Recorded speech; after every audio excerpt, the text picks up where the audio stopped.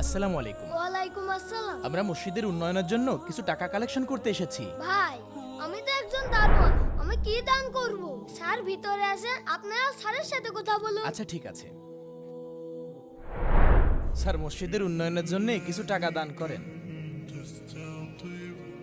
এই নেন। স্যার, মাত্র 10 টাকা দিচ্ছেন। আরে এইরকম সারাদিন কত লোক আসে, সবাইকে লাখ লাখ টাকা দান করতে হবে নাকি? যাও যাও।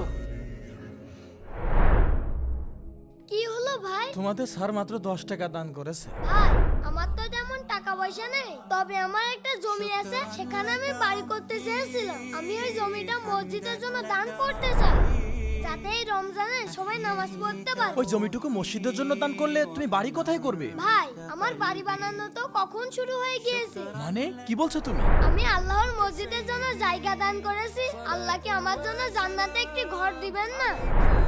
আলহামদুলিল্লাহ। বন্ধুরা, কে কে জান্নাতে ঘর চাও? ভিডিওটিতে এক্ষুনি